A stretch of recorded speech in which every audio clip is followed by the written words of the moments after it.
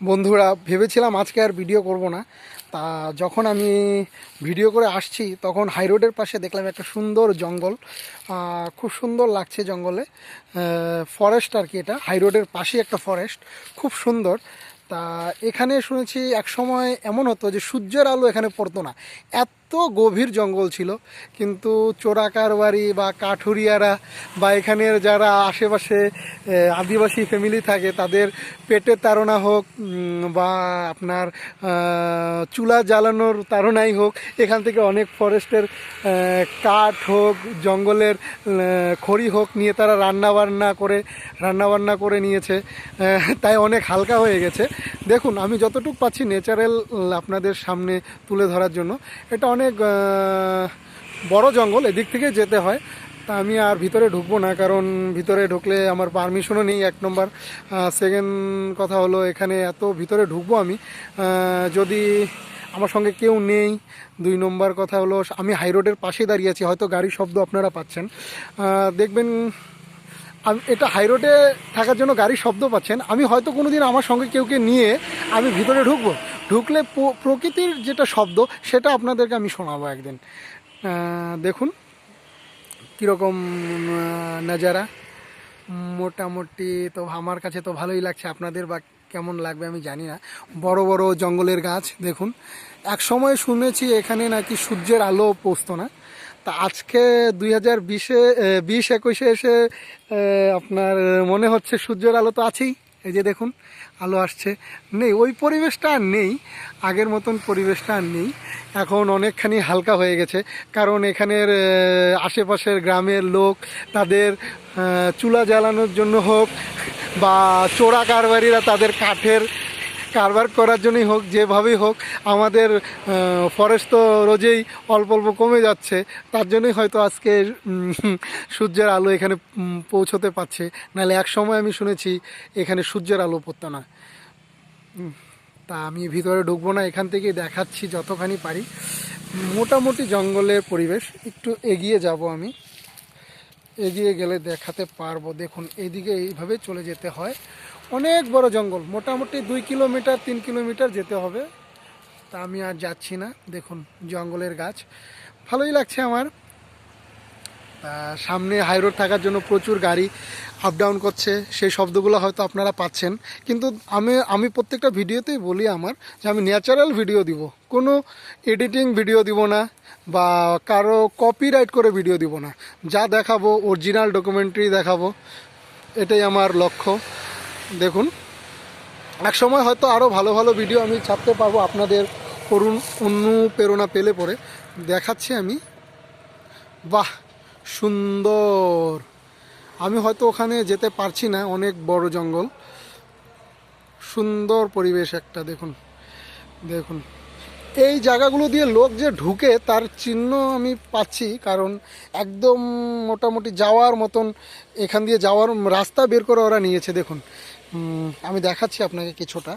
দেখুন, রোজ যে লোক এদিকে ঢুকে তার কিছুটা রাস্তা এদিকে আছে। দেখুন, আপনাদের দেখাচ্ছি। এখানে হয়তো একটা পেঁপে গাছ ছিল, হয়তো কেউ এটা মেরে দিয়েছে। বাহ, সাদা ফুলও দেখা যাচ্ছে একটা। কিন্তু অক্সিজেন আমি খুব ভালো পাচ্ছি বন্ধুরা, এখান থেকে একটা ন্যাচারাল অক্সিজেন পাচ্ছি। জায়গাটা অনেক জঙ্গল, সব জঙ্গলি গাছপালায় ভর্তি। শেওড়া গাছ বলুন, বট গাছ বলুন, জিগার গাছ বলুন, জায়গাটা তো আমার কাছে হন্টেড লাগছে।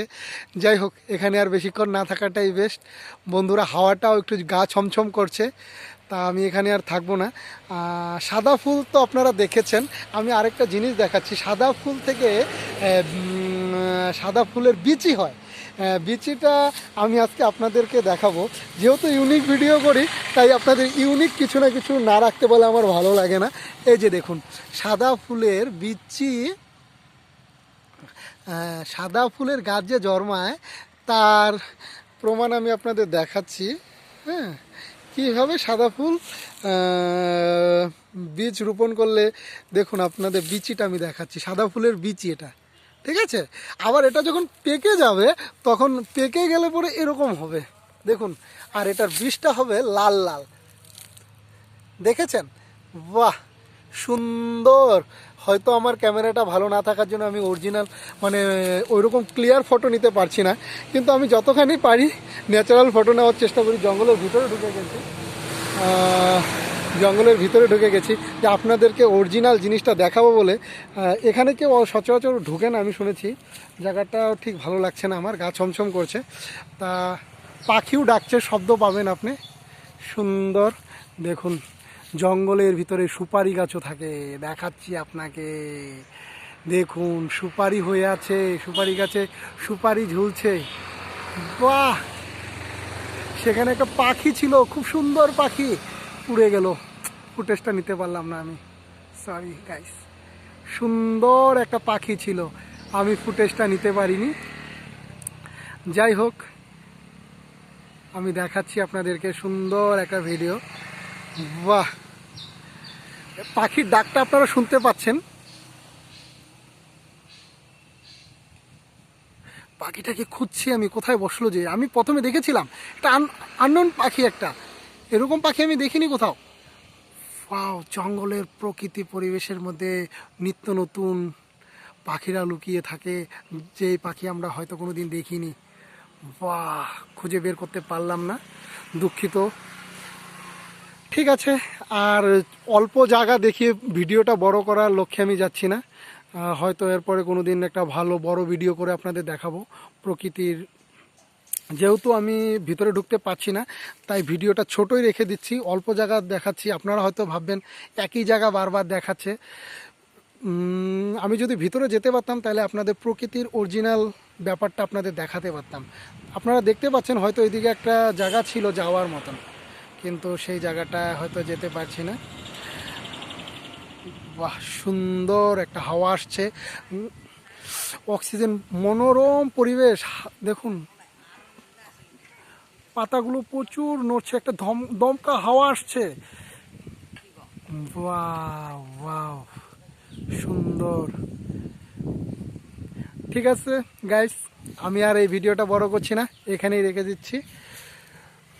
সুন্দর লাগছে এখানে, সামনেই হয়তো ফরেস্টের কোনো একটা ঘর আছে, আপনারা ভিডিওতে দেখতে পাচ্ছেন ফরেস্টের ঘরটা, সুন্দর লাগছে সেখানে। তা আমি আমার 50টা ভিডিও দেওয়ার পরে আমি আমার ফেসটা দেখাবো, তার আগে দেখাবো না। আমি যতদূর পারি আপনাদের প্রথমে ডকুমেন্টারি বা ভালো জিনিসগুলো দেখানোর চেষ্টা করব। তাই এটা আমি আমার মন থেকে ভেবে রেখেছি যে আমি 50টা ভিডিও পার করার পরে আমার চেহারাটা দেখাবো। জানি না কতদিন লুকিয়ে রাখতে পারি চেহারাটা আমার, কিন্তু আমি একসময় দেখাবো আপনাদেরকে। আগে আমি আপনাদের প্রকৃতির পরিবেশ, প্রকৃতির যে আমাদের সামনে এত কিছু বিছিয়ে রেখেছে সব দেখানোর চেষ্টা করব, তারপরে আমি আমার চেহারা দেখাবো। আমি এরপরে হয়তো কালকে একটা ভিডিও ছাড়বো, সেটা পিকনিক স্পটে।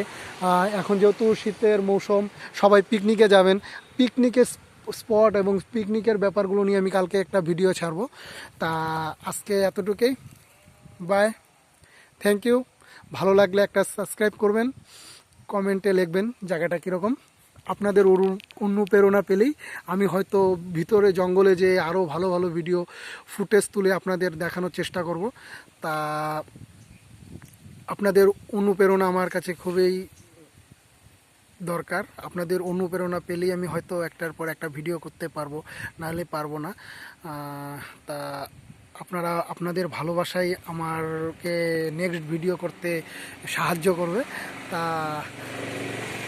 দেখুন, কর্তৃপক্ষের এটা ঘর, সেখানে হয়তো কিছু পুলিশ থাকে, গার্ড থাকে, যেন এখান থেকে কিছু না চুরি হয় বা কোনো গাছ কেটে না নিয়ে যায়, তার জন্য হয়তো এখানে রেখেছে কর্তৃপক্ষ তাদেরকে, সরকারের তরফ থেকে ওদেরকে রেখেছে দেখভাল করার জন্য।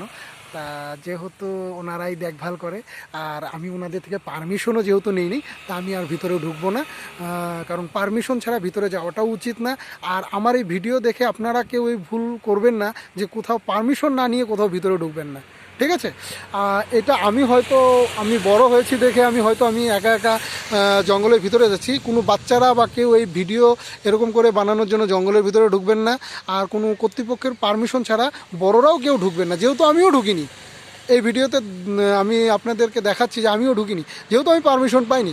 আমি বাইরে থেকেই হাই রোডের পাশ থেকে আমি ভিডিওটা করছি। আমি ভিতরে অনেক ভালো ভালো ফুটেজ থাকা সত্ত্বেও আমি ভিতরে যাচ্ছি না। Thank you সেমাও।